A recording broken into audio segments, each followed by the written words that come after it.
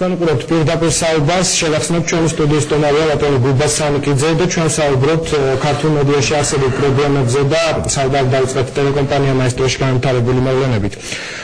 სანამ რეკლამას გამოვაცხადებდით, ჩვენ თქვით, რომ უნდა ვისაუბროთ თუ რა ხდება საქართველოში წინა საარჩევნო პერიოდს გულისხმობთ და საუბარი ამ შემთხვევაში მედიასა და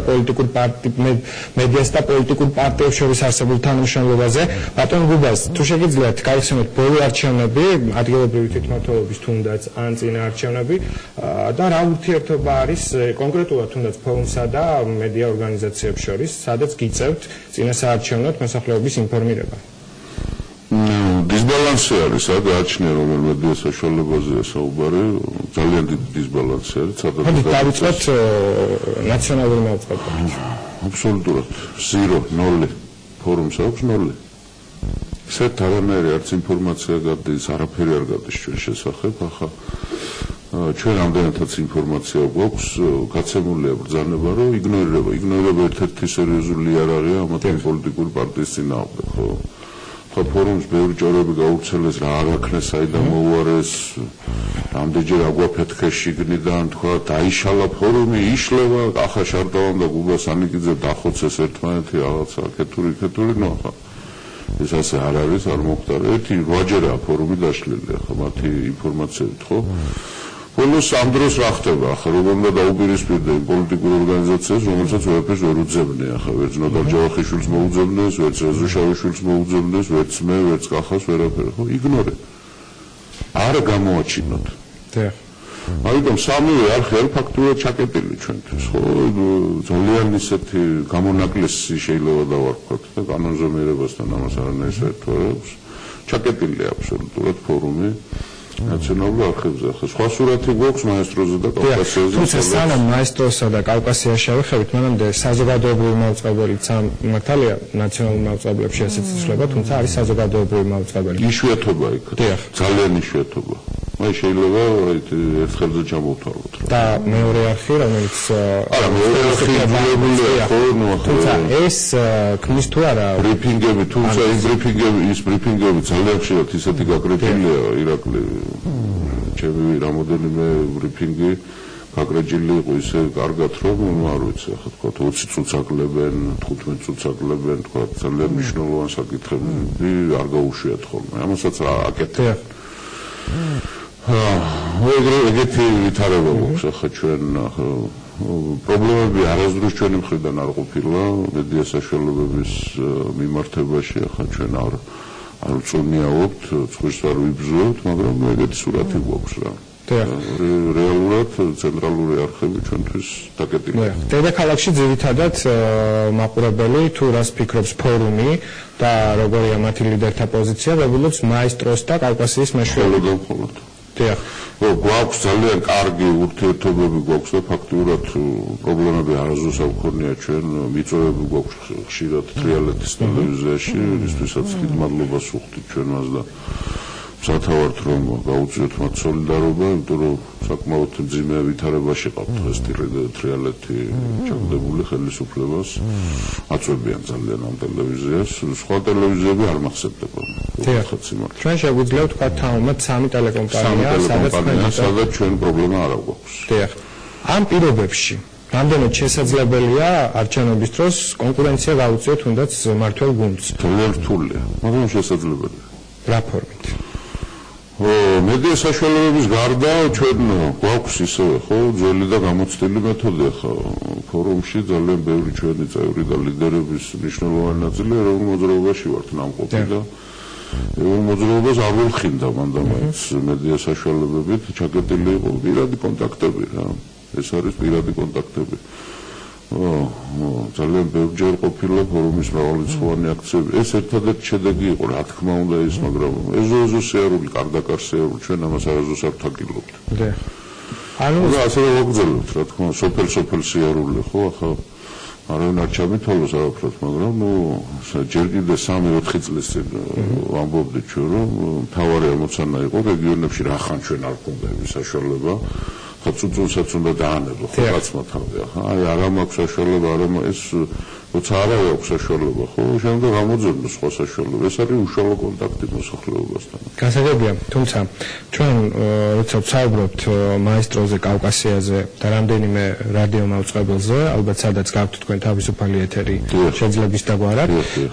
იგივე სიტუაცია არ არის ალბათ რეგიონებში, თუ არ ვცდები 25 არხიც, ვფიქრობ, რომ მეტნაკლებად 25 არხთან ჩვენ გვქონდა რამოდენიმე გამოსვლა ქონდა, მაგრამ არა იმდენი, რამდენიც კომპანიასთან ქონდა ჩვენ.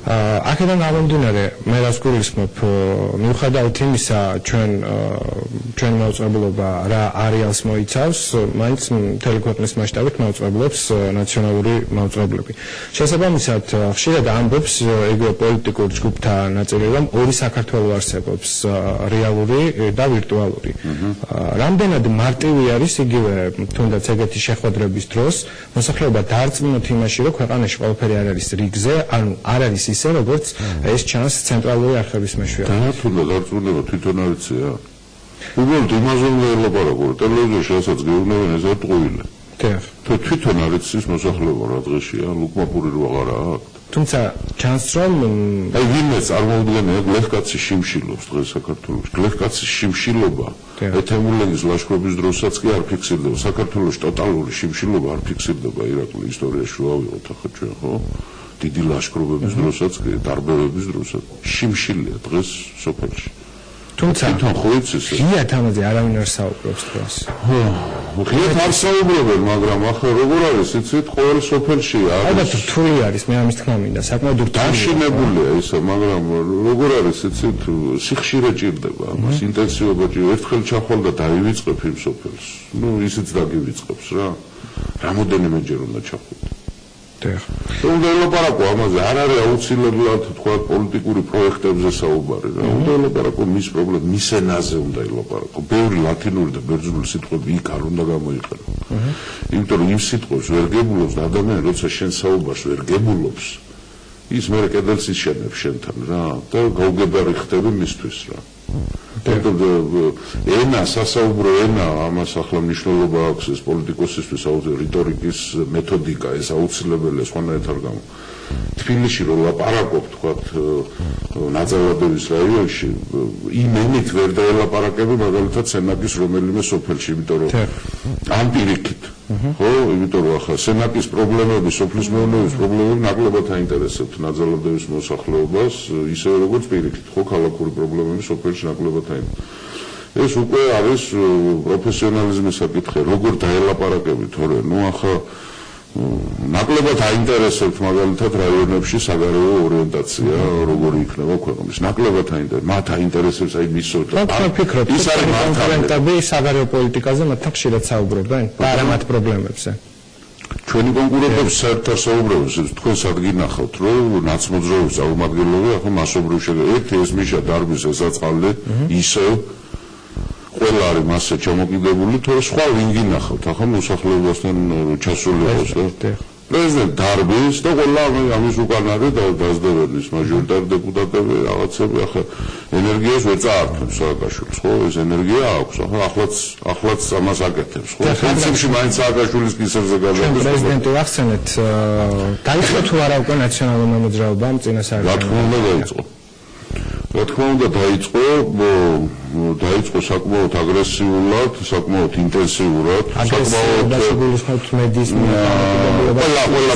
ყველა მიმართულებით, საკმაოდ ინტენსიურად, საკმაოდ ორგანიზებულად, რასაც ვერ წაართვევ ნაცმოძრაობას. საკმაოდ არასახარბიელო მდგომარეობა გვაქვს ჩვენ ოპოზიციურ ფრთაზე, იმიტომ რომ ჯერ კიდევ გარკვევებში ვართ და მე ვთვლი რომ დრო არც ისე ბევრი არის, მე ვთვლი რომ დეკემბერში, იანვრის დასაწყისში ოპოზიციური ფრთა უნდა გაერკვეს რა როგორანაირად ხდება და ძალიან ინტენსიურ მუშაობაზე უნდა გადავიდეთ. ნაცები ყოველთვის იგებენ არა მარტო თქვათ თავისი ბნელი მეთოდებით, თქვათ გაყალბებით, ორგანიზებითაც იგებენ რა. ჩვენ ვერ ვახერხებთ ამ ორგანიზებას ახლა. ჩვენ უმეტი გენერალი ყავს ოპოზიციაში, ვიდრე მებრძოლი, ჩვეულებრივი ჯარისკაცი და ახლა გენერლები, მარტო გენერლები თომის მოგება, ახლა ერთხელ დენიკინი შეეცადა, მაგრამ არ გამოუვიდა ოფიცერთა კორპუსები. ამ შემთხვევაში, როდესაც საუბრობთ, რომ საკმაოდ სერიოზულ საარჩევნო კამპანიას აწარმოებს ნაციონალური მოძრაობა, თქვენ ამბობთ, რომ ოპოზიციამ უნდა გაერკვეს რას აპირებს. რა არის გამოსავალი? ოპოზიციური სუბიექტები უნდა გაერკვნენ. კომბინაცია როგორ უნდა ბევრი რაღაცა შედის, კომპლექსია აქ, ირაკლი, ასე მარტივადაც არ არის, ხო, საქმე ახლა ხელის მოქნევით აქ აფერე. რა კომბინაციით მიდის, როგორ მიდის, რა თანამშრომლობის ხარისხი არის, კოორდინაციის რა დონე იქნება, რომელ სუბიექტებს შორის იქნება, ამას ძალიან დიდი მნიშვნელობა აქვს. შემდეგ კადრები უმნიშვნელოვანესია. თეორეტიკოსები ძალიან ბევრი ყავს საქართველოში, მე მგონი ძველ ათენში არ ყავდათ ამდენი მოაზროვნე, ბერძნებს ამდენი ჩვენ აყავს დღეს, მაგრამ საქმის განკვეთებელი ძალიან ცოტა ოპოზიციაში. საქმე ვინც იცის, ორგანიზება რასაც ქვია, მოსახლეობასთან შეხვედრა რასაც ქვია, გასვლა ხალხში რასაც ქვია. და გენერალი როგორ შეიძლება იქცეს რიგით ჯარისკაცად? ამის პრინციპში ჯერ არ ქონია. საერთოდ გენერალი ჯერ ჯარისკაცი უნდა იყოს და მე უნდა გაგენერალდეს, მაგრამ ჩვენ მარშლები არიან და მე ხანდახან მოუწევთ ჯარისკაცობა. როგორც წესი ჯარისკაცობა არავის არ უნდა ხოლმე, ხო? ამიტომ ეს პრობლემაა. ეს სერიოზული პრობლემაა და მე ვთვლი რომ სადღაც ორი თვე აქვს ოპოზიციას, მე ძალიან დაგვიანებული. მე ვეღარ დავეცილე. ჩვენ რეალურად პოლიტიკურმა პარტიებმა ზუსტად არ იციან რეალურად გაიმართება თუ არა შემოდგომაზე საპარლამენტო არჩევნები. არის საუბარი რომ შესაძლოა დაინიშნოს ვადანდელი არჩევნები. რა თქმა უნდა, ამას ბევრი ფაქტორი განსაზღვრავს, ხო, რას გადაწყვეტ სააკაშვილი თქვათ ის მარათონს აირჩევს თუ სპრინტს აირჩევს, ეს მის სამწუხაროდ ძოლისია აქვს და ეს კი ხო ძოლისია, ხო, ამიტომ ეს ერთი თვე არის აი ეს არის წლის ბოლომდე რაღაც ახლა ყველაფერი არ გაირკვევა, მაგრამ უმთავრეს საკითხები გარკვეული უნდა კონდეს ოპოზიციურ სპექტრს. აქ მარტო პარტიებსაც არ გულისხმობ, ხო, საზოგადოებასაც, ხო, თუმცა აქ ფლაგმანები, რა თქმა უნდა, პოლიტიკური ორგანიზაციები არიან. რას ვაპირებთ, როგორ ვაპირებთ, ხო, ახლა გარკვეულწილად მოლოდინის რეჟიმში არის გადასული ოპოზიცია, მაგრამ ჩვენ ამ რეჟიმიდან უნდა გამოვიდეთ და ქმედებაზე უნდა დავიწყოთ, ქმედებაზე უნდა გადავიდეთ. თორემ მე ისევ გავიმეორებ, რომ შეიძლება ძალიან გვიან აღმოჩნდეს და ფორა აქვს ნაცმოძრაობას, ყველაფერში ფორა აქვს. და ახლა ამ ფორას რას უზამ ჩვენ და როგორ მოვიქცევით ახლა, ხო, ამას მნიშვნელობა აქვს. მე მაინც ვთვლი რომ ერთ-ერთი მთავარი საკითხი არის კადრების საკითხი. ვინ როგორ და რანაირად, იმიტომ რომ ჩვენი საუბრის პროცესს ბატონ გუბას, თქვენ როგორ წარმოგიდგენიათ ფორუმი დამოუკიდებელ ბრძოლას დაიწყებს წინა საარჩევნო თუ აპირებთ კოალიციაში? ნახოთ, შევხედოთ, რა ვიცი, ზუსტად ეს ავთქვი. რახან სხვებიც გაურკვევლად არიან, ირაკლი, ჩვენც გაურკვევლად ვართ, ხო, ყველა გაურკვეველი ვარ, ახლა შენ გარკვეული როგორ უნდა, ჩვენ უბრალოდ გარკვეული ვართ იმაში, რომ ეს ასე არ ვარგა, როგორც დღეს არის. არის პოლიტიკური სუბიექტები, რომლებსაც რატომღაც გონიათ, რომ ჩვენერ კარგად გრძნობენ თავს, ეს ასე არ არის. ეს ასე არ არის და რა კომბინაციით წავა, რა სტრუქტურირება მოხდება, რანაირად მოხდება, თანამშრომლობის რა ხარისხი იქნება, კოორდინაცია იქნება, ეს კონსულტაცია იქნება, ბლოკი იქნება, პოლიტიკური საარჩევნო ასე შემდეგ, ეს ყველაფერი გასარკვევი აქვს ოპოზიციას. ეს იმდენი პრობლემაა ირაკლი ახლა დახოვებული, რომ სასწრაფოდ გასავლელი გვაქვს ეს ჩვენ ყველაფერი. და იმ შემთხვევაში თუ მაინც მოულოდნელად დაინიშნა საპარლამენტო არჩევნები. ვის სასარგებლოდ დასრულდება? არ ვიცი, ვერ გეტყვით. რამდენი მონაცემებით ოპოზიციას არასახარბიელი მდგომარეობა აქვს. დიდი მადლობა ბატონ გუბა, საკმაოდ საინტერესო ისაუბრეთ, ჩვენ დავიწყეთ მედიაზე საუბრით და შემდეგ გადავიდით პოლიტიკაზე, ვნახოთ როგორ განვითარდება მოვლენები, კიდევ ერთხელ მადლობა.